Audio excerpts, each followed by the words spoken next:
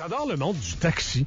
C'est des auditeurs de radio extraordinaires en partant. Les chauffeurs de taxi ont besoin de nous autres pour souvent les accompagner dans les heures d'attente. Je sais que dans les journées un peu plus chargées, ils n'ont pas le temps d'écouter la radio, mais plus souvent qu'autrement, c'est le cas. J'en croise souvent quand je vais voir des matchs des capitales. Je sais pas pourquoi, il y a toujours des chauffeurs de taxi qui sont là. Hey, monsieur Gasp, là, ça, tu sais, j'en vois à l'épicerie, j'en vois partout. C'est des bons auditeurs de radio. Je les aime bien pour ça. Je les aime pas juste pour ça. Ils sont fins. Ils s'occupent bien de leur monde, s'occupent bien de leur voiture. On a des chauffeurs de taxi, je pense, dans la région de Québec, qui sont assez...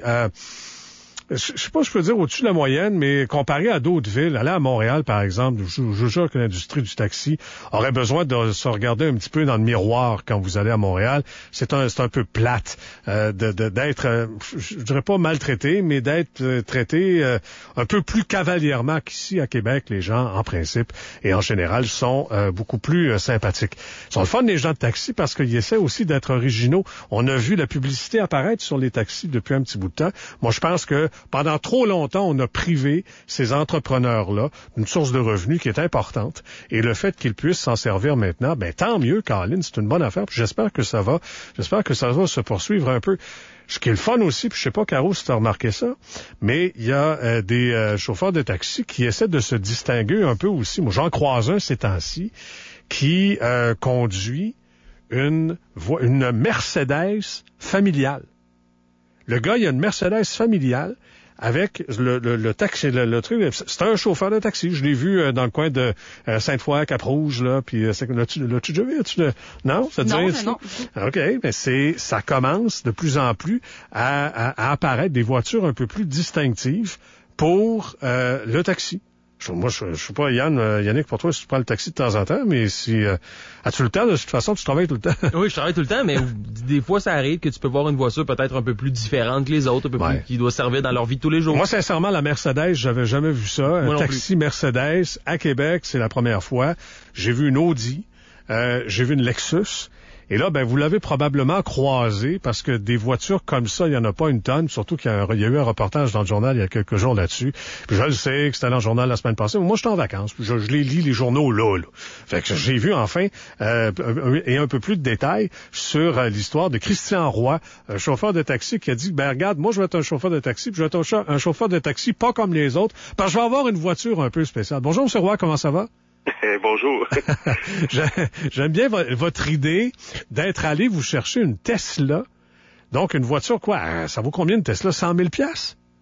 Ben, le modèle que j'ai, le modèle de base avec la grosse batterie, bien sûr, et les taxes, c'est 97 000, oui.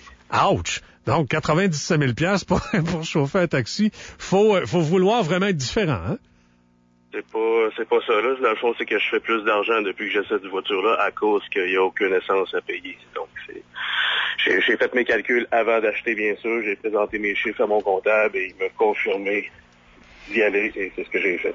Sans être trop indiscrète, ça ressemble à quoi la différence de marge de profit que vous pouvez faire avec cette voiture-là? Ben, dans le fond, c'est l'économie sur l'essence. Donc, avant, je payais peut-être environ 10 000 $ par année d'essence. Puis là, je vais être à 2 000 d'électricité. Donc, c'est un 8 000 en partant dans mes poches. C'est sûr que ça sert à payer l'auto là, au départ. Oh oui, puis ça paye deux, trois commandes d'épicerie aussi, hein? On se comptera pas d'histoire. Mais la marge est donc bien importante. Je suis assez fasciné. Moi, j'aurais cru que les voitures électriques demandent tellement de recharge qu'à un moment donné, on n'est pas sûr si, surtout avec l'utilisation que vous en faites, on n'est pas sûr s'il y a vraiment un intérêt là-dedans. De toute évidence, oui, en tout cas, selon votre propre expérience. Ben oui, moi au départ, comme je répète là, un peu dans les médias, c'est que j'ai pris l'idée, c'est le premier Tesla taxi, c'était en Norvège, au mois d'octobre l'année passée, je pense, qui a acheté ça. Donc quand j'ai vu ça, moi je pensais comme tout le monde là, que c'était pas achetable, puis que c'était impossible d'avoir cette voiture-là, mais même si je la connaissais. Mais quand j'ai vu qu'un taxi avait ça, je me suis dit, j'ai besoin de ça. Et c'est de même que ça a commencé. Ben surtout si le calcul est à votre avantage, comme vous l'avez fait, entre 8 000 $ ou 10 000 $ de frais, puis 2 000 pour faire avancer la voiture, c'est pas pire. Sauf que les Tesla, même si elles sont formidables, vous connaissez sans doute Jacques Duval, qui est le célèbre chroniqueur automobile. Jacques a une Tesla depuis quelques mois et il ne jure que par ça. Il adore cette voiture-là. Il trouve que c'est la meilleure invention depuis le pain tranché.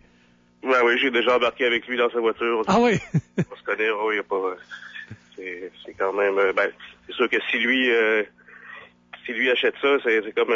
ça veut tout dire, hein? C'est une sorte de consécration. Ça fait-tu partie des choses qui, au-delà, évidemment, de l'intérêt financier pour vous? Parce que c'est évident que moins ça vous coûte cher pour faire fonctionner votre outil principal pour votre gagne-pain, plus si vous en reste dans les poches, et mieux c'est. Mais est-ce que le fait d'avoir roulé avec Jacques Duval, de l'avoir vu lui-même en acheter une voiture comme celle-là, ça vous a convaincu que c'était la marche à suivre? Ben moi, je l'ai su après l'avoir acheté. Je l'ai su juste après l'avoir acheté qu'il y avait cette voiture-là. OK.